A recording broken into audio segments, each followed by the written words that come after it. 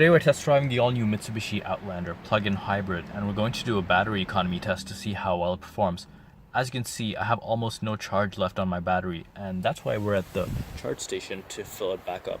So we're going to fill our battery back up and see how much range we actually get, and after that we'll take it out on the road to see how many kilometers we actually get from a full charge.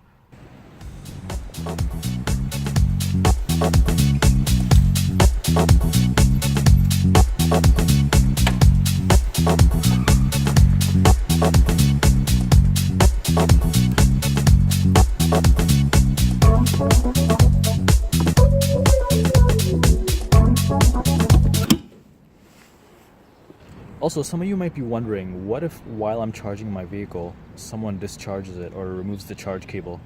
Well, you'll notice that if the car locks, like if you lock the car, let's hit this button here,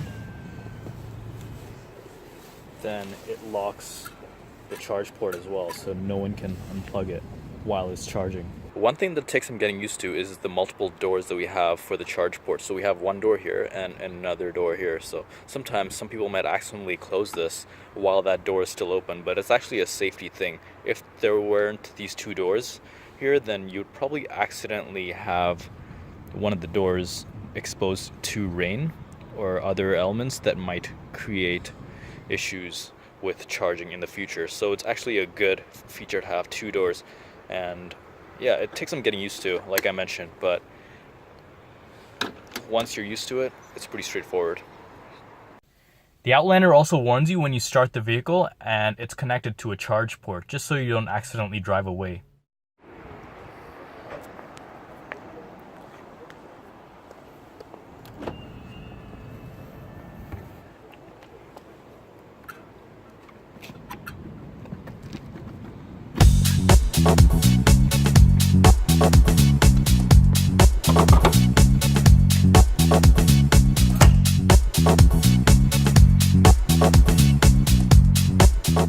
Now that we have a full charge, you'll notice our range is now 53 kilometers. Mitsubishi's website says you can expect around 22 miles or 34 kilometers of all-electric driving. The numbers that they provide might be a conservative estimate because they realize that this is an SUV product and they expect you to have 3 or 4 other passengers with you while you drive. As for me, I'm just a solo occupant during my tests, which is why my numbers are higher than their estimates. My guess is we're probably going to get around 40 to 45 kilometers of all-electric driving range. Also, you'll notice that my trip meters reset and they both read 0. So let's get this test started. So we're at the halfway mark of our initially stated fuel range. You'll notice that we have a remaining fuel range of 24 kilometers. You'll also notice that so far we've driven a total of 32 kilometers. Now that we're at the end of our test, you'll notice that we have 1 kilometer of battery range left. The reason I left it at this 1 kilometer instead of completely depleting it to 0 kilometers is just so that you know that I didn't touch the gasoline engine at all during this test. You'll notice that our battery is also almost completely depleted, and let's see how many kilometers we've driven on this full charge.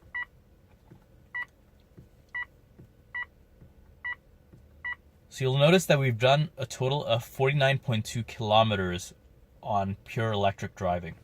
My driving conditions have been pretty basic. I haven't used the air conditioning, the heating, or the sound system at all during this test.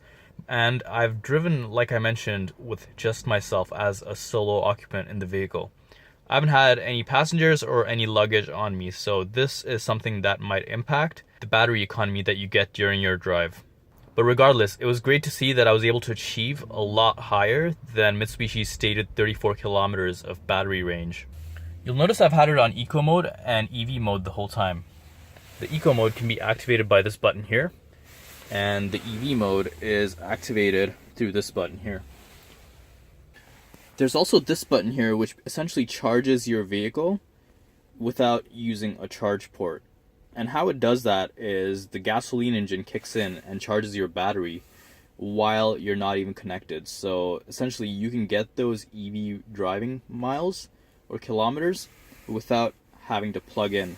And this is great, especially if you don't have access to a charge port, or if you're stuck in traffic, you can use that time to kind of charge your battery as you drive or as you're stopped in traffic.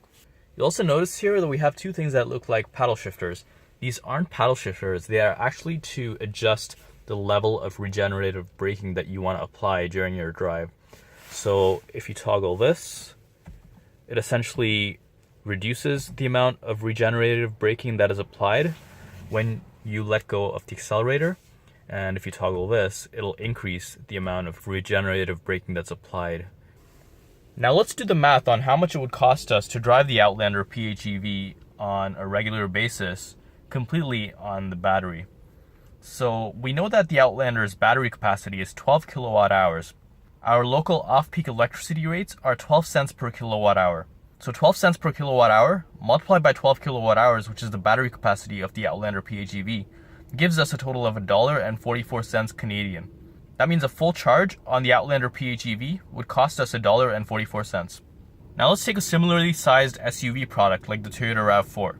You can watch my RAV4 fuel economy review video on my channel. In that video, I mentioned that the RAV4 costs us 11 cents per kilometer Canadian to drive. So if you take that 11 cents per kilometer and multiply by the 50 kilometers of driving that we did in this Outlander, we would get a total of $5.50 Canadian. That means to do the 50 kilometer commute that we did would cost us $5.50 Canadian. If you commute daily to work and you do around 50 kilometers, that's a total of 1,100 kilometers over the span of 22 working days in that month. Let's do the math on the PHEV over these 1,100 kilometers. We mentioned to drive the 50 kilometers a day in the Outlander PHEV would cost us $1.44. So $1.44 multiplied by the number of working days, which is 22 days, gives us $31.68. That means if you were to do 50 kilometers a day over 22 working days, you would spend $31.68 on the Outlander PHEV. Now let's do the RAV4. To drive the RAV4 over 50 kilometers costs us $5.50.